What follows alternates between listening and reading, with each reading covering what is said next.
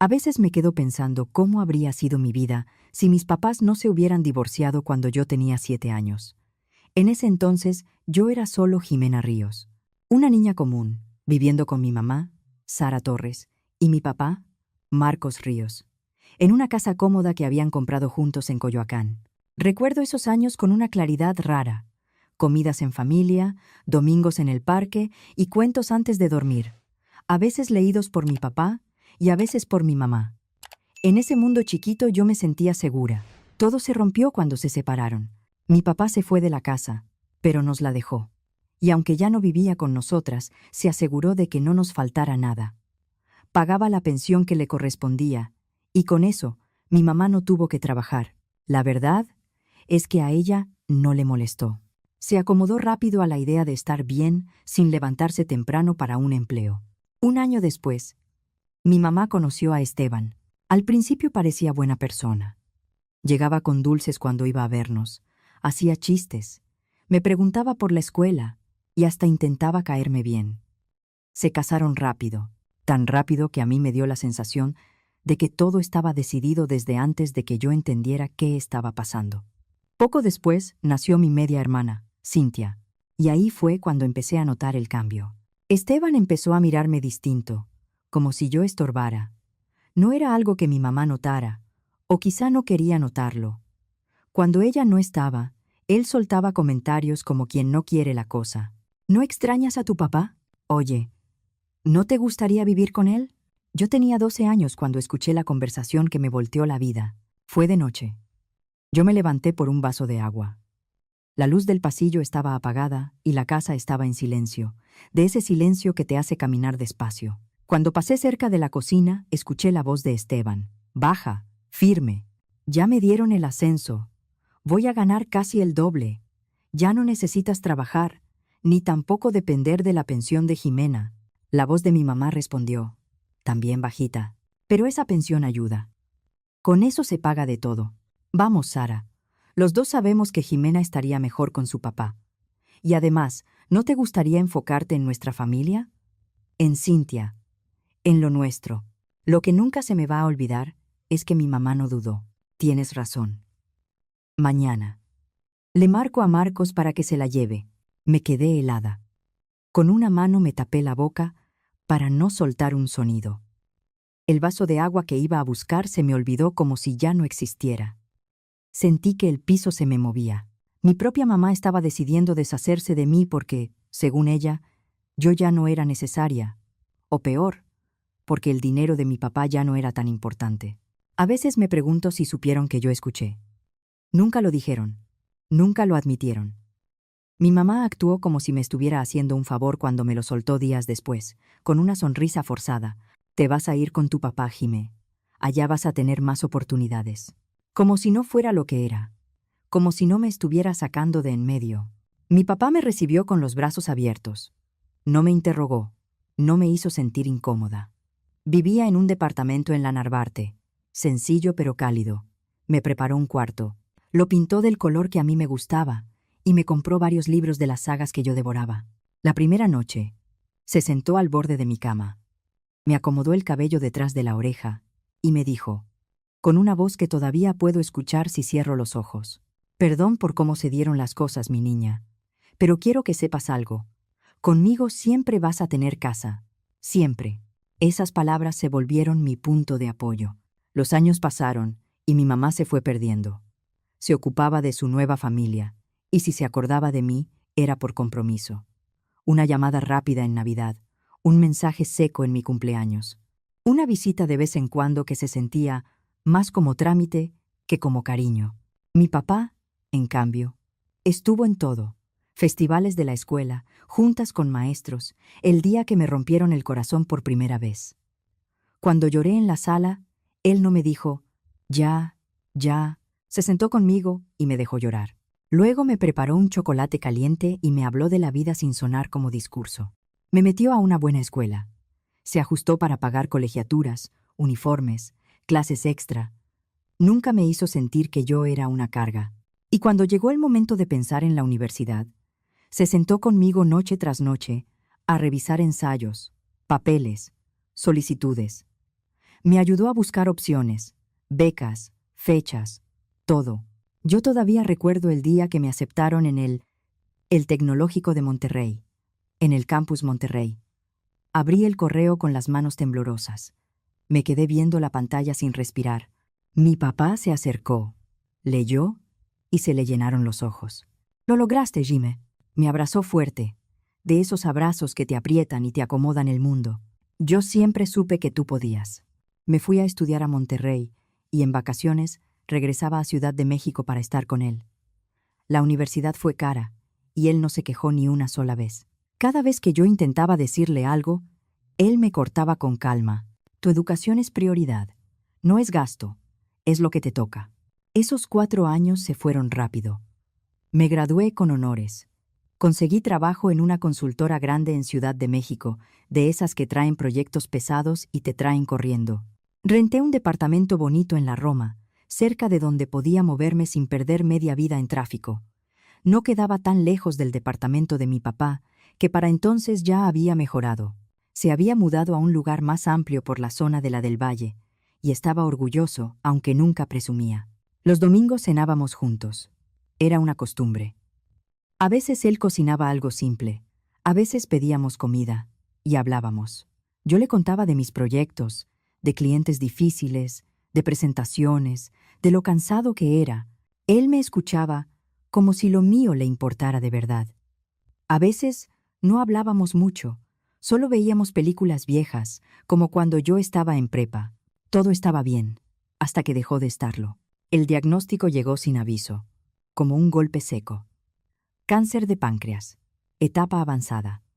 El doctor fue cuidadoso con las palabras, pero no necesitaba decir mucho. Habló de meses, de tratamientos, de esperanza, de intentar. Mi papá aguantó 4 meses. 4. Yo tenía 28, cuando se murió. Las últimas semanas fueron durísimas. Pedí permiso en el trabajo y me la pasé con él en el hospital. Había días en los que parecía que iba mejor, y al siguiente se apagaba un poco más. Una noche, cerca del final, me apretó la mano con la poca fuerza que le quedaba y me dijo: «Jimena, tú fuiste lo mejor de mi vida. Nunca se te olvide».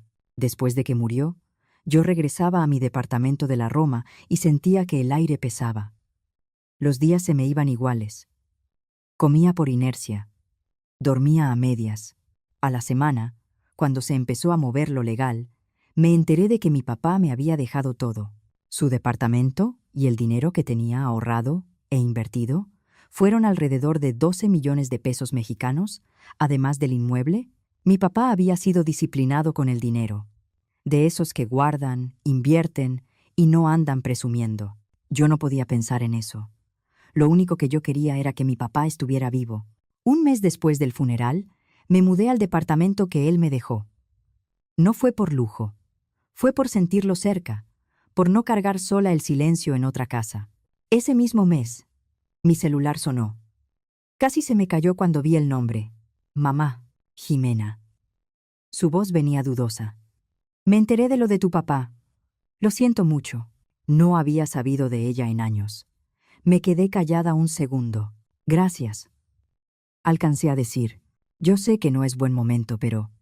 Se detuvo, como midiendo el siguiente paso. «Esteban también falleció hace poco. Un infarto». Hubo un silencio raro. «He estado pensando mucho en ti», agregó. No sé si fue el duelo, o si yo estaba tan sensible que me agarré de cualquier cosa, pero acepté verla. Quedamos de vernos en una cafetería de la Colonia del Valle.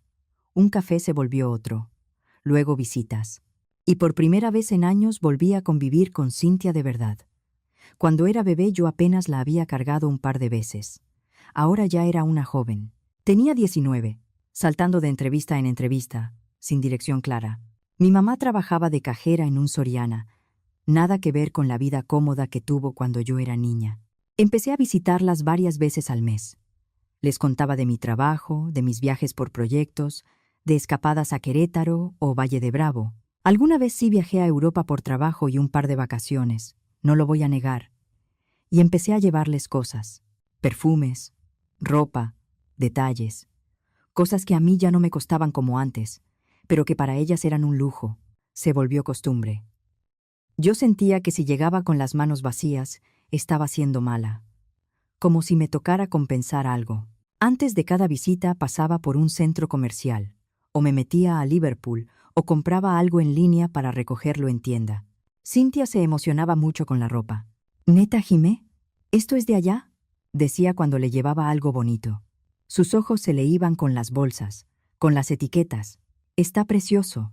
Al principio me gustaba verlas contentas.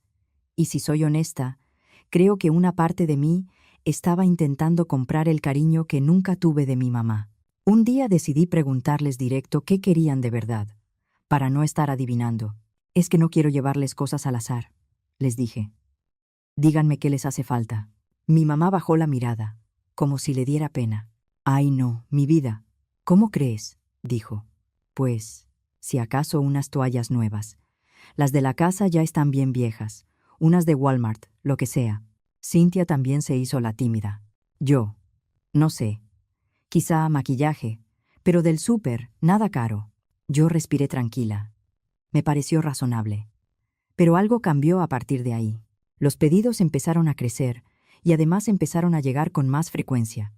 Mi mamá pasó de pedir toallas a mandarme mensajes por WhatsApp con cosas para la casa, sábanas, unos trastes, un par de zapatos porque ya se le estaban abriendo.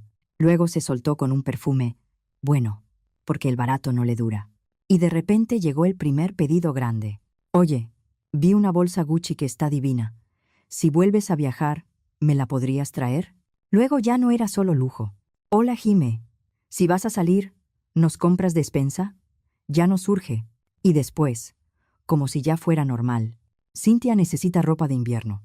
Si te queda, algo de marca estaría bien, porque esas cosas duran». Me quedaba viendo la pantalla con el estómago revuelto. Ya no eran solo caprichos. Me estaban metiendo en sus gastos básicos también, como si yo fuera su solución para todo. Una tarde me llegó otra lista larguísima, con cosas de supermercado, perfumes y marcas que ni yo compraba así nomás. Sentí que ya era demasiado. Me fui a su casa en Tlalnepantla, porque para entonces se habían mudado a un departamento pequeño por allá. Salí temprano para no quedarme atrapada en el tráfico, y aún así me aventé un buen tramo de periférico. Nos sentamos en su mesa de la cocina. La casa olía a detergente barato y a comida recalentada. Mi mamá se veía cansada, pero Cynthia estaba con el celular en la mano, como si yo le estuviera quitando tiempo. «Mamá, Cynthia, tenemos que hablar», dije. «¿Qué pasó, mi amor?», preguntó mi mamá, acomodándose en la silla. «Las listas», dije, tratando de no sonar agresiva. «Las cosas que me piden todo el tiempo. Ya se está saliendo de control». Mi mamá se movió incómoda. «¿Cómo crees? Si tú solita nos dices que…», empezó. Cynthia rodó los ojos. «Ay, Jimena, no exageres. Ni que te fuéramos a dejar pobre». «Ese no es el punto», respondí, intentando mantener la calma. «Sí, tengo dinero. Me va bien. Pero una cosa es ayudar, y otra cosa es que ya lo den por hecho». «¿Y qué?», me interrumpió Cynthia, levantando un poco la voz. «¿Vas a guardar todo para ti mientras tu familia batalla? Tú con tu departamento bonito, viajando, y nosotras contando monedas». Me ardieron las mejillas. «Cynthia, no es así». «Sí es así», insistió ella. «Tu papá te dejó un montón de dinero, y tú te haces la difícil. Estás siendo egoísta». «Egoísta». Esa palabra me pegó donde más dolía. Porque yo no estaba escuchando a Cynthia. Estaba escuchando a la niña de 12 años que oyó a su mamá decir que la iba a entregar, porque ya no necesitaba su pensión. Sentí el pecho apretado. Y antes de pensarlo demasiado, lo solté. Ese dinero viene del único papá que sí me quiso, del que no me cambió como si yo fuera un estorbo cuando dejé de ser conveniente. La cocina se quedó en silencio. Mi mamá abrió la boca, pero no le salió nada. Cynthia me miró como si no supiera qué responder. «Es mi dinero», dije ya, de pie, con la voz firme, aunque por dentro me temblaba todo. «Y yo decido cómo lo uso». «Ah, qué buena hermana», soltó Cynthia con sarcasmo. «Qué bonito tratas a tu familia». Me fui. Cerré la puerta fuerte. Manejé de regreso con las manos rígidas en el volante, tragándome el coraje. Pasó un mes sin que me hablaran. Ni mensaje, ni llamada, ni listas. Una parte de mí se sintió herida, y otra parte se sintió en paz, como si por fin me hubieran quitado un peso. Hasta que un día sonó el teléfono. Era mi mamá. Jimena, ¿puedes venir? Necesito hablar contigo. Es importante. Había algo en su tono que me inquietó. No era el tono exigente, era otro, como de urgencia real. Me ganó la preocupación y fui esa misma tarde. Mi mamá estaba sentada en la misma mesa. Se veía más apagada. Cintia estaba cerca, seria, sin el gesto de siempre. ¿Qué pasa?, pregunté, sentándome.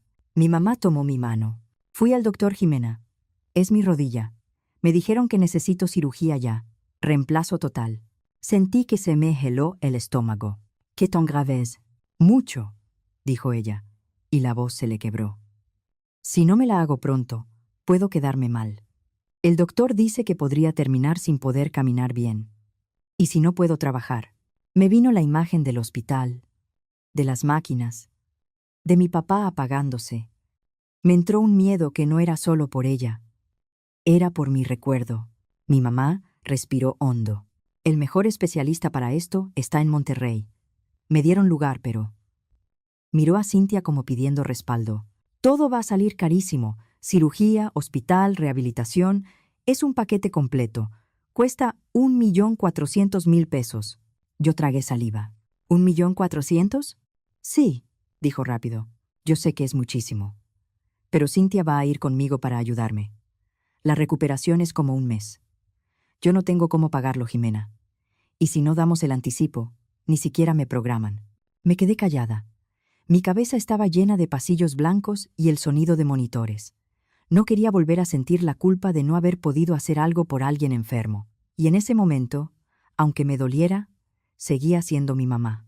Te voy a ayudar, dije al fin, con un nudo en la garganta. Pero no puedo soltar todo de golpe. Te puedo transferir 700.000 pesos ahora, y los otros 700 cuando me manden la factura final del hospital. La cara de mi mamá cambió, como si esa respuesta no le gustara. Pero el hospital pide todo por adelantado, dijo, frunciendo el ceño. Mamá, la corté con suavidad, pero firme. Eso es lo que puedo hacer. Tengo que hacerlo bien. No te estoy diciendo que no. Ella quiso protestar, pero Cintia le tocó el hombro. Se miraron. Fue una mirada rápida, como de acuerdo silencioso. Está bien, dijo mi mamá de pronto, cambiando el tono. Déjame hablar al hospital, a ver si nos aceptan en 2 pagos. Se fue al pasillo con el celular. Yo escuché su voz apagada, palabras sueltas. No distinguía, pero sonaba segura. A los pocos minutos regresó con una expresión aliviada. Dijeron que sí, que con anticipo y luego liquidación. Que no hay problema. Los días siguientes fueron una carrera. Para poder mover esa cantidad, hablé al banco. Terminé haciendo el depósito en 2 transferencias. 700.000 pesos a su cuenta. Al día siguiente me mandó un gracias, con corazoncitos, como si eso arreglara todo. Una semana después, las ayudé a empacar. Las llevé al aeropuerto muy temprano para no quedarnos atoradas en el tráfico. Las dejé en salidas, entre anuncios por altavoz y gente corriendo con maletas. Las vi caminar y sentí una mezcla rara, preocupación, esperanza y también un cansancio viejo que yo no sabía de dónde salía. A los pocos días, yo estaba en mi estudio, revisando documentos del trabajo, cuando me entró una llamada. Sonreí al ver el nombre. Raquel Martínez.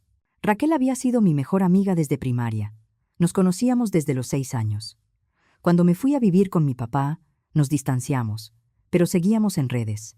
Hace poco habíamos retomado el contacto, cafés aquí y allá, pláticas de ¿en qué momento crecimos tanto?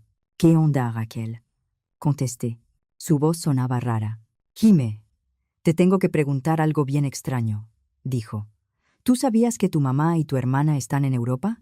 Me reí, porque pensé que era una broma. No, claro que no. Están en Monterrey. Mi mamá se está atendiendo allá. Eso pensé, dijo Raquel, y se quedó en silencio un segundo. Pero mi hermana me enseñó unas fotos que Cintia le mandó. Y, mira, no están en Monterrey. Te lo juro. Mi celular empezó a sonar con mensajes entrantes. Fotos, una tras otra. Sentí que me golpeaban el estómago. Ahí estaba mi mamá a punto de quedar discapacitada. Parada, sonriendo, frente a la Fontana di Trevi. Cintia tomándose selfies afuera de tiendas de diseñador en Roma. Mi tía Angélica, hermana de mi mamá, junto con su hija Emilia, recostadas en camastros junto a una alberca privada, en lo que parecía una villa carísima. En todas las fotos se veía la fecha del día anterior. Raquel habló despacio, como con miedo de decirlo. Hay más. Mi hermana dice que Cintia anda presumiendo que tu mamá compró boletos redondos para todos. Tu mamá, Cintia, tu tía Angélica y Emilia. Rentaron una villa por un mes. Están comprando en tiendas caras, comiendo en lugares finos. Me quedé viendo una foto en la que mi mamá estaba con una copa en la mano, en una terraza con vista al campo italiano. Se veía saludable, tranquila, feliz.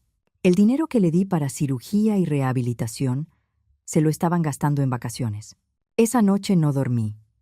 Me la pasé viendo las fotos una y otra vez, como si mi mente no quisiera aceptarlo. ¿Cómo pudieron?, me repetía. ¿Cómo me vieron la cara así? Me usaron justo con lo único que todavía me dolía abierto. La enfermedad de mi papá, la culpa, el miedo. En la mañana, la llamé. Tenía las manos temblorosas. «Mamá, ¿cómo vas?», pregunté, con una voz que intentaba sonar normal. «¿Ya te operaron?». «Muy bien, mi amor», respondió mi mamá, como si nada. «Sí, todo salió perfecto.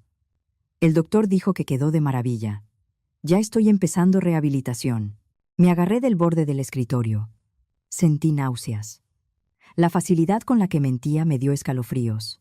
«Qué bueno», dije, apretando la voz para que no se me quebrara de coraje. «Oye, me gustaría hablar con tu doctor, aunque sea 2 minutos, solo para entender bien el procedimiento. ¿Me lo puedes pasar?». Hubo un silencio corto. Está ocupadísimo, Jimena», dijo. «Además, no tiene caso que lo molestes. Mira, ya me llaman para terapia. Luego te marco». Y me colgó. Me quedé viendo el celular con esa sensación de estar sola en un cuarto enorme. Me pasaron por la cabeza muchas cosas, una tras otra, como si fueran escenas viejas que de pronto tenían sentido. Mi mamá decidiendo mandarme con mi papá cuando ya no necesitaba su dinero. Mi mamá buscándome años después, no por extrañarme, sino cuando mi papá murió y me dejó algo. Mi mamá mandándome listas, acostumbrándose a que yo pagara. Y ahora esto. Decidí no explotar de inmediato. Decidí seguirles el juego. Le llamé todos los días para ver cómo iba. Y todos los días tenía una excusa nueva. «El doctor está en cirugía, mi amor. Hoy está en un congreso. Ahorita está viendo pacientes. Está fuera de turno». Parecía una obra mala donde el actor improvisa porque se le olvidan las líneas. Un día le dije, con tono dulce: «Mamá, ¿por qué no hacemos videollamada? Quiero verte, asegurarme de que estés bien, de que estés cómoda». Del otro lado se escuchó un movimiento raro, como si tapara el micrófono y consultara con alguien. «Ay, no, mi vida», contestó al fin. «Me veo terrible, toda hinchada, morada. Y aparte el internet aquí está fatal». Se corta. Mientras hablaba, se colaba música de fondo, alegre, como de cafetería, algo que no sonaba a hospital. Yo apreté los dientes. «¿En serio?», insistí, midiendo cada palabra. «Qué raro para un hospital tan bueno». «Ya sabes», dijo rápido, «no siempre funciona bien». «Bueno, me tengo que ir. Ya me toca terapia». En otra llamada, cambié la estrategia. «Mamá, mándame la factura del hospital directo y yo hago la transferencia de lo que falta al hospital. Así es más fácil».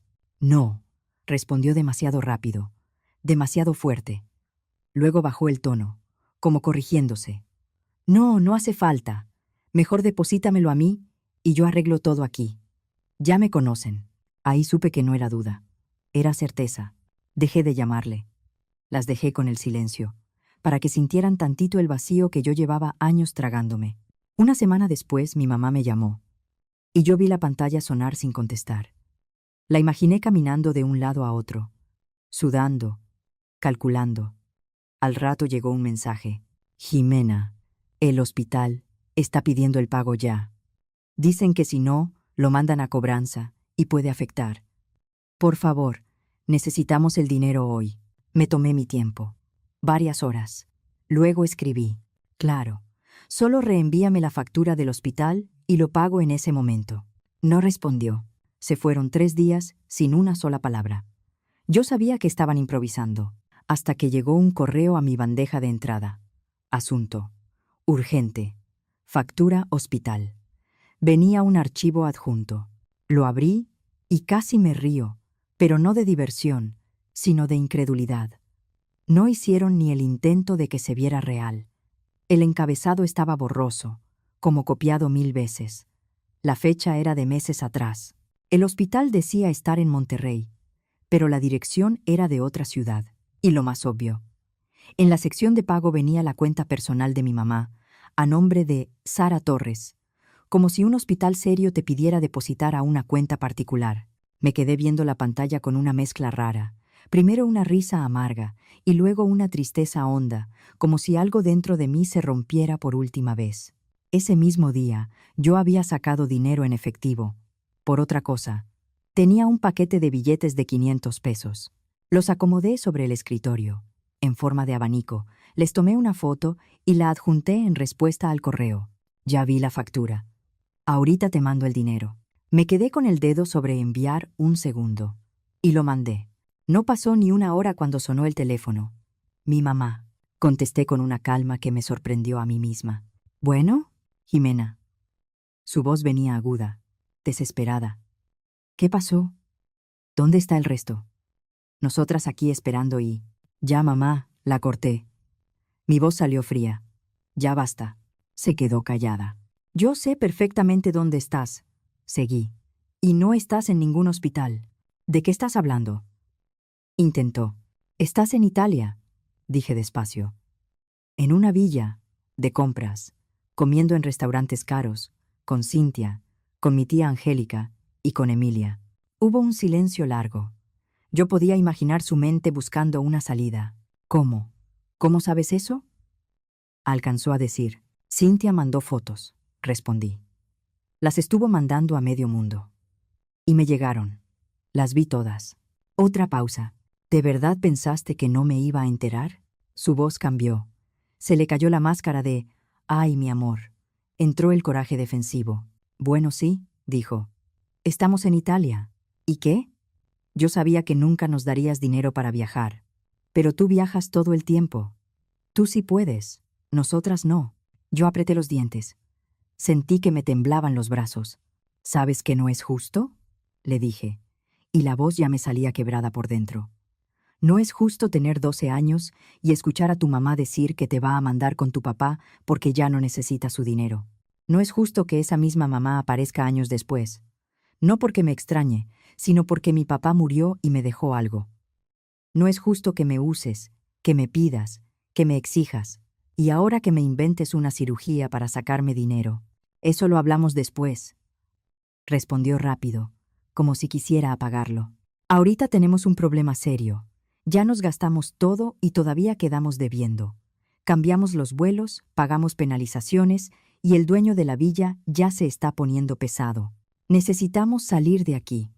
Todos tenemos que volver a trabajar. Por favor, Jimena, mándanos lo que falta. En ese momento lo vi claro. No fue un tropiezo, fue una decisión. La misma de siempre, solo que ahora el estorbo no era mi presencia. Era mi límite. Ese es tu problema, dije, con una calma que ya no era actuación. No el mío. Jimena. Adiós, mamá. Colgué y la bloqueé. Luego abrí cada aplicación donde podía encontrarme y bloqueé también a Cintia, a mi tía Angélica, a Emilia, a todos los que se prestaron para eso. Me quedé sentada en silencio en mi departamento. El departamento que mi papá me dejó, y sentí un cambio adentro, como si la última esperanza, esa tonta esperanza de que mi mamá algún día me quisiera por mí, se apagara por fin. 2 semanas después me marcó mi abuela. Casi no contesté. Pero mi abuela siempre fue distinta, más recta, más clara. Con ella no había juegos. Jimena, mi niña, dijo con voz preocupada. Tu mamá me habló. Dice que necesita 2 millones de pesos urgentemente. Yo no tengo eso. Pero pensé que a lo mejor tú. Respiré despacio. Abuela, dije suave. No quiero pleito con nadie. Solo necesito que sepas la verdad. Te voy a contar lo que pasó. Y se lo conté todo. La cirugía inventada, el viaje, el dinero, las fotos, las mentiras. Todo. Conforme hablaba, la escuché suspirar más pesado, como si cada dato le pesara. «Qué tristeza», murmuró al final. «Yo no sabía que Sara, que tu mamá fuera capaz de algo así. No te preocupes por ellas», le dije. «Ellas se metieron en esto. Ellas verán cómo salen». «Perdóname», dijo mi abuela, con un tono que a mí me dolió más que cualquier otra cosa. «No debiste pasar por esto». «Está bien, abuela», respondí, aunque no estaba bien. «Gracias por marcarme. No tuve que esperar mucho para enterarme de cómo intentaron salvarse». Raquel me llamó unos días después. «¿Has visto lo que está subiendo Cintia?», me preguntó. «Las tengo bloqueadas», dije.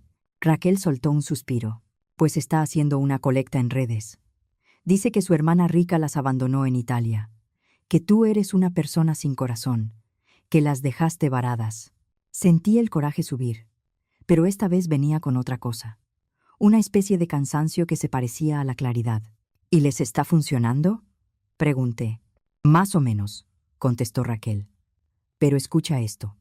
Se tardaron casi 2 semanas en juntar algo, y al final tuvieron que vender las bolsas y la ropa de marca que compraron. Mi hermana dice que el dueño de la villa ya les estaba diciendo que iba a llamar a la policía si no pagaban, y también casi pierden trabajos porque se quedaron más de lo que habían pedido de vacaciones». Me quedé viendo la pared, en silencio. Su viaje soñado se estaba cayendo encima de ellas como era de esperarse. Un mes después mi abuela me marcó otra vez, con actualización. «Ya regresaron», me dijo, «pero es un desastre. Tu tía Angélica ya no le habla a tu mamá. Al parecer, Sara le exigió que pagara parte de lo que faltó cuando todo se vino abajo, y se pelearon horrible. Y conmigo también se peleó, porque le dije que no podía darle dinero. Me acusó de preferirte a ti». Sentí un pinchazo, pero no sorpresa. Nada de eso era nuevo, solo estaba más expuesto. «Perdón por meterte en esto, abuela», dije. «No pidas perdón, mi niña», respondió ella. «A veces la gente necesita enfrentar las consecuencias de lo que hace». Cuando colgamos, me acerqué a la ventana del departamento de mi papá. Afuera, Ciudad de México estaba como siempre, enorme y viva. El sol se estaba metiendo, pintando el cielo de naranja y rosa sobre los edificios. En mi escritorio había folletos de viaje. Yo estaba planeando mi siguiente salida, ahora a Grecia. La Jimena de antes se habría sentido culpable por viajar mientras mi mamá y mi hermana batallaban. La Jimena de antes quizá las habría invitado, solo por intentar una vez más tener esa familia que yo quise de niña. Pero esa Jimena ya no estaba. En mi cabeza regresaron las palabras de mi papá en el hospital. «Tú fuiste lo mejor de mi vida. Nunca se te olvide». No se me olvidaba. Y por fin entendí algo con una claridad que me dio paz. Yo tuve un papá que sí me amó, que me escogió, que me cuidó, que me enseñó a valer. Eso fue suerte. Y también fue base. Mi mamá y Cintia podían seguir con su drama, con sus excusas, con su papel de víctimas buscando a quién culpar. Pero ya no me tocaba. Hoy mi vida es tranquila. Trabajo duro, viajo cuando quiero, y me rodeo de amigos que me valoran por quien soy, no por lo que puedo dar. A veces me entero de cosas por mi abuela, que si mi mamá sigue con problemas, que si Cintia sigue quejándose, que si andan buscando una oportunidad para salir adelante. Yo escucho y sigo con mi día, porque hay relaciones que no se salvan con dinero, ni con paciencia, ni con intentos. Y porque lo más importante que me dejó mi papá, además de su hogar, fue esto: mi respeto por mí misma.